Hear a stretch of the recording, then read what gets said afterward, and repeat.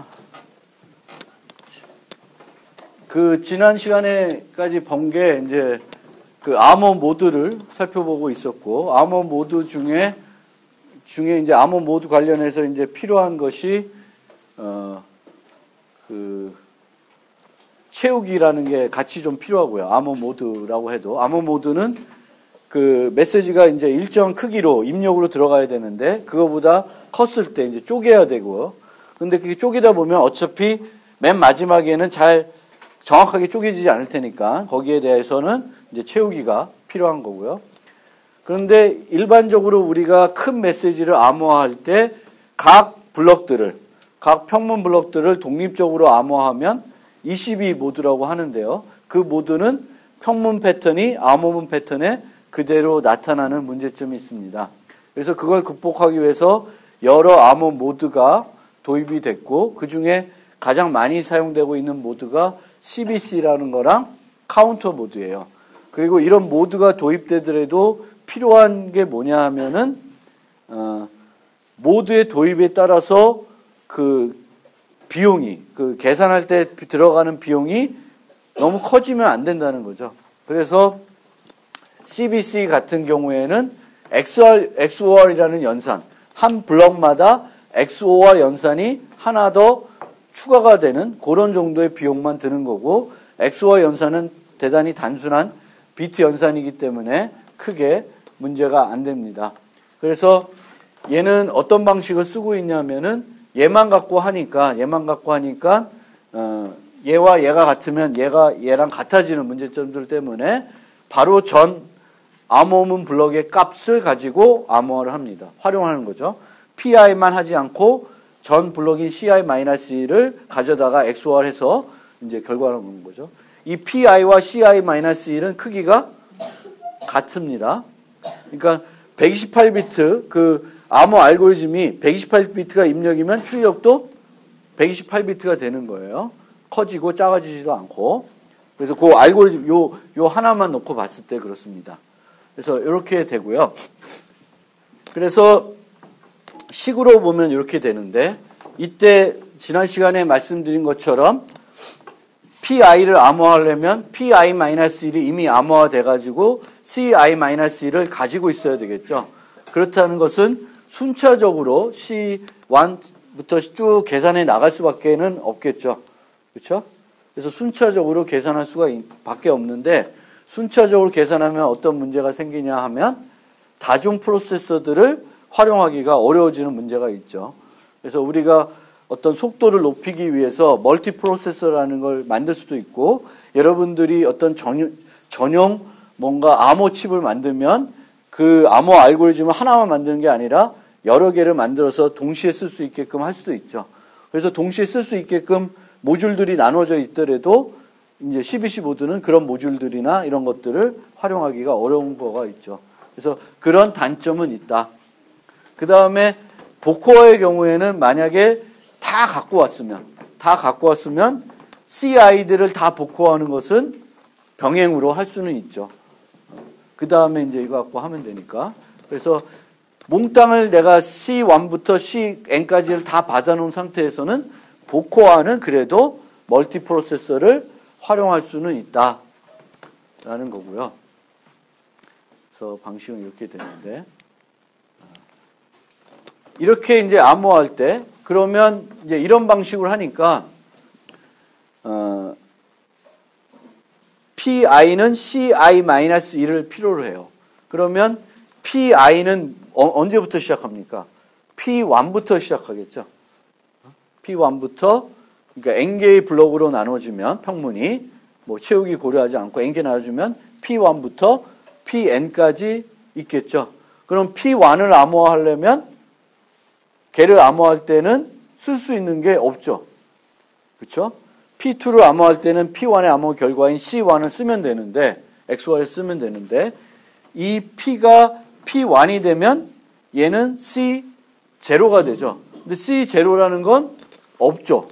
그래서 C0라는 것을 임의로 도입합니다. 임의의 128비트를 사용하게 됩니다. 초기 블록으로. 그래서 그거를 뭐라 그러냐면은 initialization vector, IV라고 합니다. IV. 그래서 초기 벡터, 128비트 입력 크기와 똑같은 크기의 랜덤한 값을 C0로 씁니다. 그러면 우리가 P1, P2, P3를 CBC로 암호화하게 되면 C0라는 게 필요하고요. C1, C2, C3가 만들어지겠고 어떨 경우에는 C4까지도 만들어질 수도 있죠. 그렇죠. 그래서 C0는 초기 벡터 IV가 되겠고 얘는 채우기 때문에 만들어지는 거예요. 그렇게 되면 최대 두 블럭이 커질 수가 있습니다. 채우기도 표준화된 그 영어 뭐 넣는 그 인터넷 표준을 쓰게 되면 한 블럭이 더 커질 수가 있죠. 최대. 그리고 초기 벡터가 늘 필요하니까 이렇게 돼요. 그리고 이거를 다 상대방한테 줘야지만 상대방이 C1을 풀려 그러면 뭐가 필요해? C0가 필요해요. 여기 보면 P1을 얻어내려면 P1을 복호한 다음에 그걸 뭘 엑소화 시켜줘야 돼? C0를 엑소해줘야 돼. 그래서 얘를 다 줘야 되는 거예요. 푸른 측에는. 그리고 저장해 놓는다 그러면 이걸 다 저장해 놔야 되겠죠. 그래서 평문보다 암호문이 최대 두 블록 커질 수가 있다. 그리고 초기 벡터의 비밀성은 유지할 필요 없고 그냥 랜덤한 값이고 얘가 뭐 어떤 의미가 있는 건 아니고 얘가 있다고 해서 P1을 얻어낼 수 있는 건 아니에요. P1을 얻어내려면 뭘 해야 돼? C1을 복호해야 되죠. C1을 복호하려면 뭐가 필요해? 키가 필요한 거지. 그래서 키가 없으면 C0를 알고 있어야 해도 복호하는데 별로 도움이 안 돼요. 그래서 이렇게 다 쓰는 거고요. 그러면 우리가 그 앞에 쭉 갔을 때 어떤 얘기가 있었냐면 암호 모드가 되면 요런 네 가지를 살펴보자고 했어요. 바꿔치는 경우, 암호문에서 두 블럭을 바꿔치는 경우, 평문에 오류가 있었던 경우, 평문에 오류가 없었는데 암호문에 오류가 있었던 경우, 그리고 그런 거 말고 혹시 뭔가 추가적인 보안 문제가 있는지, 모드의 도입에 따라서 있는지 살펴보고자 합니다. 그래서 첫 번째로는 뭘 하냐면 두 개를 바꿔친 거예요. 멀리 있는 걸 바꿔쳐도 되고 두가 있는 걸 바꿔치는 걸로 생각해 보시면, 그러니까 C2, C3 이렇게 가야 되는데 누군가가 장난을 쳐서 이렇게 했을 때 어떤 결과가 나오냐. 이거는 어떻게 되면 좋을까요? 영향을 받는 블럭들이 적으면 좋겠죠. 그런데 이게 기본적으로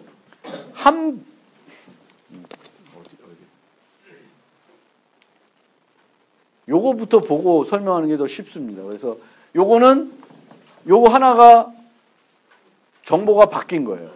한 블럭만.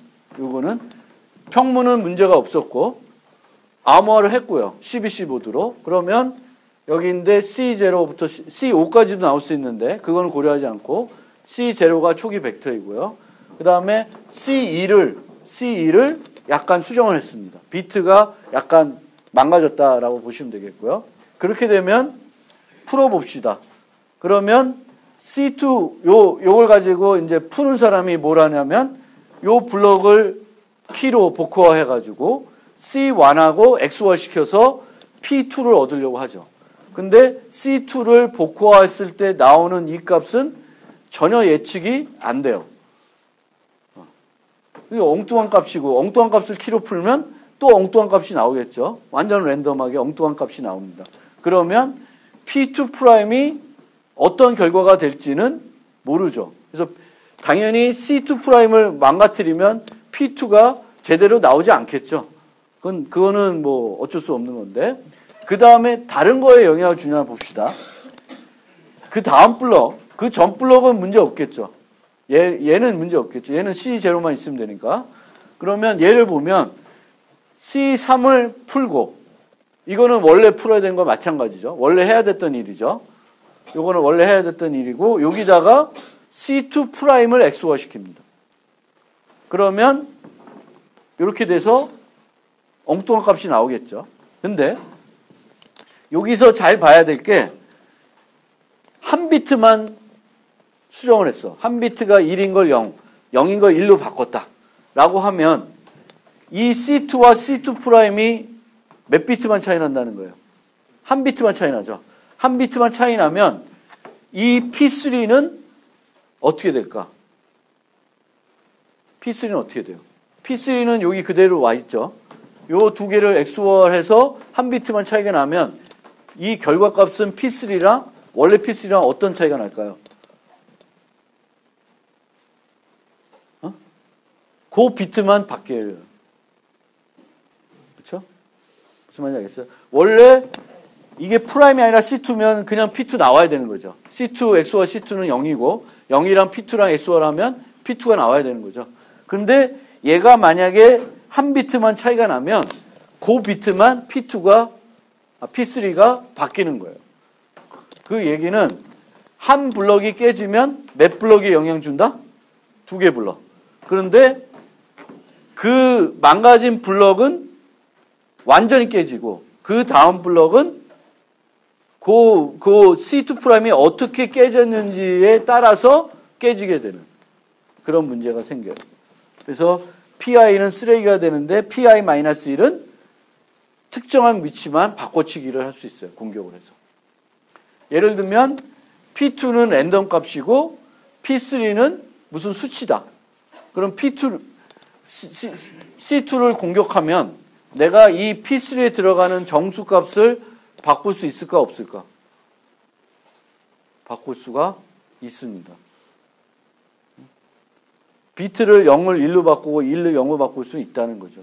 이게 되게 취약한 부분일 수가 있습니다. 그런 부분들이. 첫 번째 거는 완전히 엉뚱한 값이 나와요. 그러니까. 두 번째 거는 P3하고 어떤 차이가? 그 망가진 비트 위치만 깨진다는 거죠. 그러니까 원래 뭐 얘가 1010이었고 XOR 얘가 1110이었는데 1111이 됐다라는 거지. 그러면 결과값은 1011이 나와요. 이 세 개는 그냥 그대로 나오겠죠. 그렇죠? 그리고 요 밑에 것만 비트가 토글링 돼서 나오는 거죠. 원래 0이 나와야 되는데 0이 안 나오는 거죠.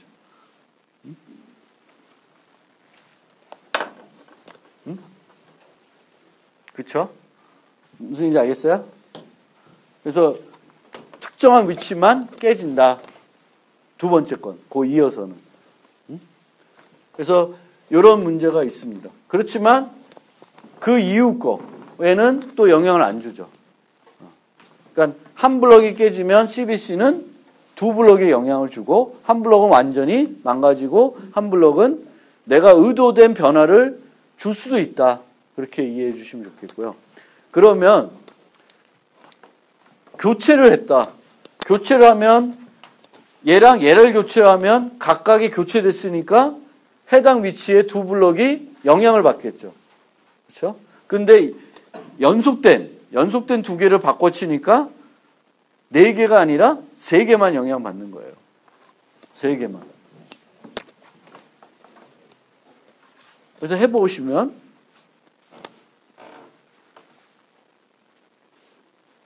이런 결과들이 이제 나옵니다. 그래서 어쨌든 CBC에서는 한 블럭에 어떤 뭔가 장난을 치면 두 블럭이 영향을 준다. 두 블럭. 그 블럭과 그 다음 블럭에 영향을 준다. 라고 생각하시면 되고 그거는 교체를 했거나 뭐 했거나 마찬가지고 교체를 하는데 그 22에서 교체를 하면 그냥 풀리죠. 그 위치에서. 그렇죠? 근데 CBC는 교체를 하면 그냥 풀리지는 않는 거지. 얘를 교체했다고 여기서 P2 나오고 여기서 P3가 나오는 건 아니죠. 그렇죠? 완전히 깨지는 거예요. 그러니까 그거는 오히려 더 난 거지.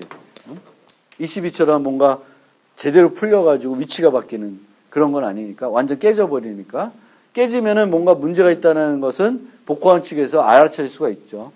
그래서 그런 면에서 오히려 22보다는 좋은 점이라고 볼 수 있고요. 그 다음에 요거는 복잡한 건데 우리가 요 훔침 기법이라는 게 있었죠.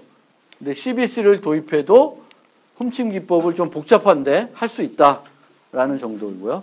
훔침 기법을 쓰면 뭐가 되는 거예요? 암호문의 크기랑 평문 크기가 같아지는 거죠. 근데 CBC를 쓰면 같아질 수가 있어요? 같아질 수가 없습니다. 왜? 뭐 때문에? IB가 항상 필요하죠. 초기 벡터가. CBC는 항상 초기 벡터라는 게 필요하기 때문에 늘 채우기를 안 하는 어떤 특별한 방법을 쓰더라도 끝의 크기는 이렇게 되지만 한 블럭은 어차피 커져요. 그리고 이런 훔침 기법 쓰지 않고 정상적인 채우기 기법을 쓰면 이제 최대 2블럭까지 커질 수가 있다. 그렇게 이해해 주시면 좋겠고요. 그 다음에 요거는 아까 요 다음에 본 거는 평문은 원래 거를 제대로 암호한 건데 이 경우에는 평문을 암호할 때 뭔가 실수로 평문을 엉뚱한 걸로 했어요. 한 블럭만. 그러면 당연히 이렇게 암호화했기 때문에 풀면 이렇게 나오는 게 맞죠. 뭘 암호하면 풀면 원래 그 암호했을 때 평문이 나와야 되는 거지. 그거는 당연한 거예요. 그런데 뭘 지금 여기서 관찰을 하고 싶냐면 이 변화, 요 변화가 이 C1부터 C5까지 나머지 것에 어떤 영향을 주냐를 보고자 하는 거예요. 봤더니 얘가 바뀌면 얘랑 바뀌었을 때하고 비교했을 때 그 이후에 있는 암호문들이 쫙 바뀌는 거예요. 쫙. 그래서 평문이 조금만 달리면 암호문이 많이 바뀌는 거예요. 22 같은 경우에는 평문이 P2만 다르다. 그러면 나머지는 같겠죠. 두 메시지가. 근데 이 CBC로 암호하면 그런 평문의 특성들이 다 없어지죠. 그래서 그런 면에서 좋고 그렇기 때문에 이 맨 마지막 값, 맨 마지막 값은 P1부터 P5까지 모든 평문에 영향을 받습니다.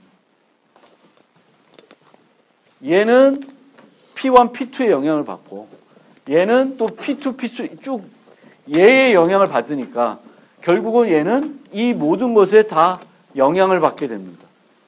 그러면 이 맨 마지막 값은 어떤 그 메시지를 대표하는 자그마한 값으로 활용이 가능해요. 그래서 맥이라는 게 뭐였어요? 맥은 해시 함수인데 뭐가 있는 거야? 키가 있는 거죠. 그러면 어떤 메시지를 대칭 암호 알고리즘을 가지고 CBC로 암호한 다음에 맨 마지막 블럭을 취하면 그 블럭은 맥으로도 충분한 가치가 있다라는 겁니다. 왜? K를 모르는 사람 못 만들죠. 그리고 충돌 찾기도 어렵고 일방향성도 되고 그리고 이 메시지가 얘랑은 P5랑 C5가 전혀 달라져요. 그러니까 요렇게 이 메시지는 요거 한 비트만 차이 난다고 쳤을 때 C5 프라임하고 C5의 차이는 어마어마하게 차이가 나요. 그래서 이제 맨 마지막 CBC에서는 맨 마지막 블럭을 맥값으로도 활용이 가능하다. 특성 때문에. 그런 특성이 있습니다. 그리고 그러면 이제 바꿨을 때, 평문에 오류 있을 때, 암호문에 오류 있을 때 어떤 특성들이 나타나는지를 설명드렸고 혹시 그 밖에 추가되는 문제가 없는지 봤더니 몇 가지 이제 제기된 문제점들이 있습니다. 뭐냐 하면 붙이는 거예요. 메시지를 원래는 C4까지인데 뒤에다가 똑같은 키로 암호화된 걸 붙여버려. 붙여버리면 한 블럭만 깨지고 쫙 풀려요. 얘는 얘만 있으면 되지. 얘는 얘만 있으면 되죠. 그러니까 요 두 개는 제대로 풀리죠. 얘만 제대로 안 풀려요. 그러니까 조합을 하더라도 이제 한 부분만 깨지고 나머지들은 정상적으로 풀리는 거예요. 그래서 우리가 똑같은 키로 암호화된 여러 암호문들을 조합해가지고 뭘 만들어낼 수 있는 여지는 있는 그런 문제점은 있다라는 거고요. 그 다음에 아까 얘기한 것처럼 암호문 블록을 변경해서 예측할 수 있는 변경을 도입할 수 있다라는 거고요. 이거는 요 얘기입니다. 요 얘기. 내가 C2 프라임을 약간 조작해서 P3 값을 조작할 수 있는 거예요. 이런 식으로 조작할 수가 있습니다. 그래서 그런 문제가 있고, 만약에 우연히 CI와 CJ가 같아지면 그럴 확률이 없는데, 걔를 그 전 것들을 XOR하면 요 값이 나와요. XOR의 특징 때문에. 이것도 문제가 될 수 있는데, 얘가 우연히 같아질 확률은 대단히 적습니다. 그래서 뭐 크게 문제될 건 아닌데 저런 특성들이 있다. 그래서 이런 식으로 ECB 모드라는 게 있었고, 그 ECB 모드의 문제점 때문에 CBC 모드라는 걸 쓰는데, CBC 모드도 뭐 완전히 이렇게 완벽한 어떤 안전성 갖고 있는 건 아니고요. 우리가 쓸 때 이런 것들을 알고 써야 되는 거지. 그런 것이 있다 하더라도 문제가 안 된다는 것을 확신하고 써야 되니까. 그래서 우리가 어떤 제시된 어떤 기법들이 완전 무결한 기법이 아닐 수가 있어요. 그러면 어떻게 해야 되냐면 어떤 문제점들이 있는지를 잘 알고 내가 쓰더라도 그 문제점 때문에 내 시스템이 취약해지는 건 없는지는 검토를 해봐야 되는 거죠. 그래서 그런 면에서 우리가 사용하는 기법들이 완전 무결하지 않을 수도 있는 기법들이 있고요. 그런 기법을 쓰더라도 쓸 때에는 충분히 어떤 보안 문제가 있는지 인식하고 써야 된다라는 거고요. 그 다음에 이제 요즘 또 많이 쓰는 암호화 모드가 카운터 모드인데, 이 CBC 모드의 가장 큰 단점은 뭐냐 하면 병렬 처리가 안 된다는, 즉 멀티 프로세서 활용이 안 된다는 문제가 있어요. 그래서 그거 말고 다른 방법이 없을까 해가지고 여러 방법이 나오는데, 그 중에 요즘 많이 쓰는 기법은 카운터 모드입니다. 카운터 모드. 그래서 카운터 모드는 원래는 이 그림을 보면 되게 특이하게 생겼을 것 같은데, 보통은 CBC 그림 한번 봅시다. 요것만 빼면 원래 정상적인 거죠. PI를 암호화해서 CI를 만드는 그런 거예요. 근데 카운터 모드는 어떻게 하고 있냐면 PI를 얘로 암호화를 안 해요. PI를 얘를 이용해서 암호화하지 않고 NI라고 하는 카운터 값을 암호화하고, PI는 이 결과랑 XOR 해가지고 만들어버려요. CI를. 그래서 CI는 PI, XOR, SI고, 그러면 이거는 SI들만 만들 수 있으면 풀 수 있죠. 그렇죠? 근데 우리가 암호할 때는 반드시 뭘 써야 돼? 키를 써야 되죠. 근데 키를 모르는 사람들은 뭘 못 만들어? SI를 못 만들어서 이렇게 되는 거예요. 그러면 이렇게 만들면 왜 이거는 멀티 프로세서를 쓸 수 있을까요?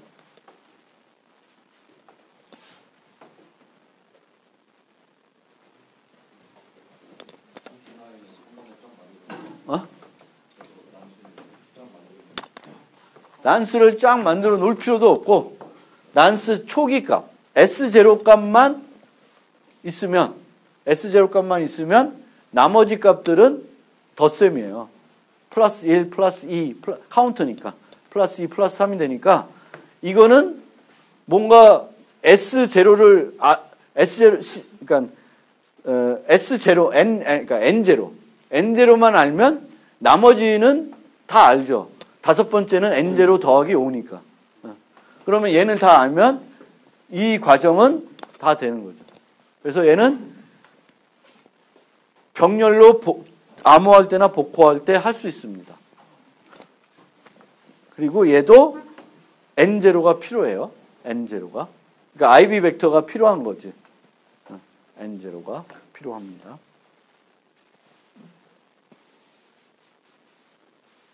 그러면 이렇게 했을 때 채우기가 필요할까요? 안 할까요?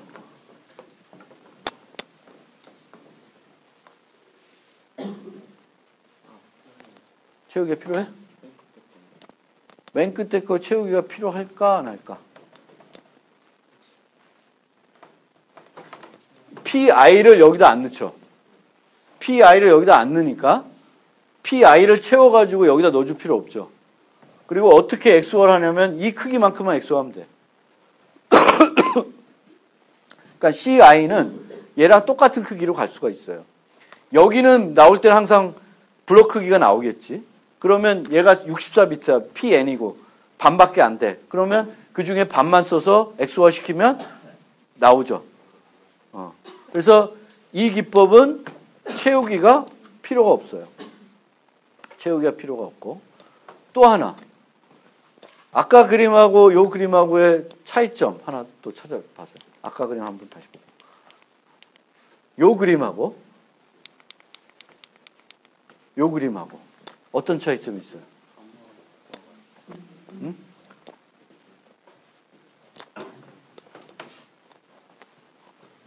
여기 글로도 써 있는데 여기가 EK죠. 여기는 원래는 DK가 돼야 되지. 근데 얘는 EK예요. 그러니까 우리가 보통 함수, 소프트웨어로 여러분들이 뭘 만든다. 암호 알고리즘을. 그러면 펑션이 두 개 필요해요. 암호할 때 쓰는 거, 복구할 때 쓰는 거. 칩으로 만들면 암호할 때 쓰는 그 모듈, 복구할 때 쓰는 모듈 두 개가 있어야 돼요. 그런데 얘는 암호할 때 쓰는 모듈만 있으면 돼요. 그러니까 뭔가 구현할 때, 소프트웨어 구현할 때도 그렇고 하드웨어 구현할 때도 크기를 확 반으로 줄일 수 있죠. 그래서 EK만 쓰고 있다라는 것도 특징입니다.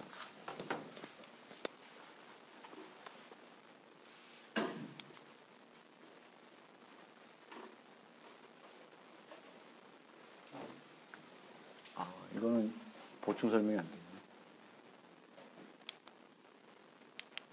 그래서 얘는 이제 이런 식으로 하기 때문에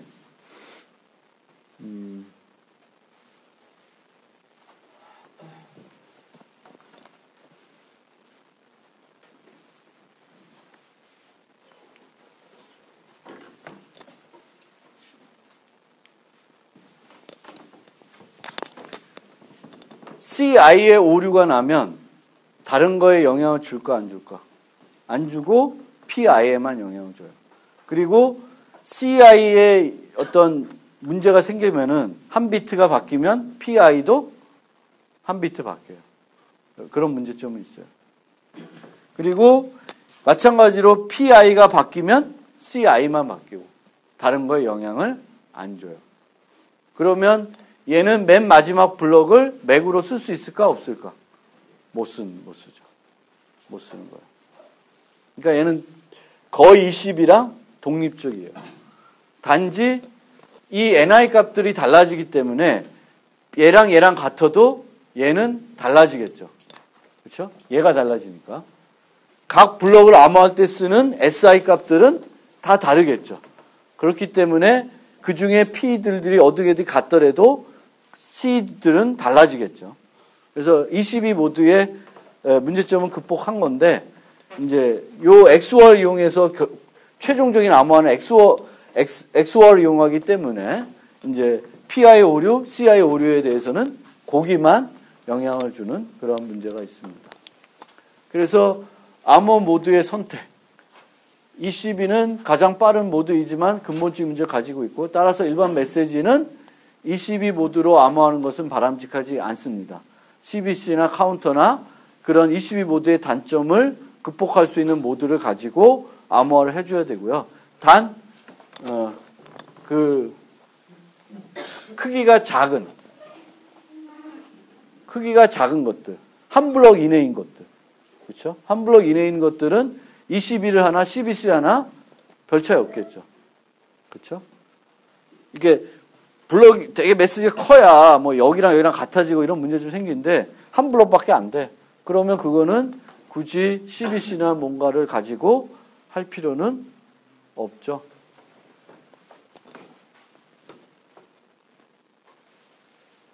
그래서 보통 파일과 같은 많은 양의 데이터를 암호할 때는 CBC를 사용하는데, 최근에는 그 속도가 더 빠르고 그 구현도 간편해서 카운터 모드를 그런 단점들이 있음에도 불구하고 카운터 모드를 많이 씁니다.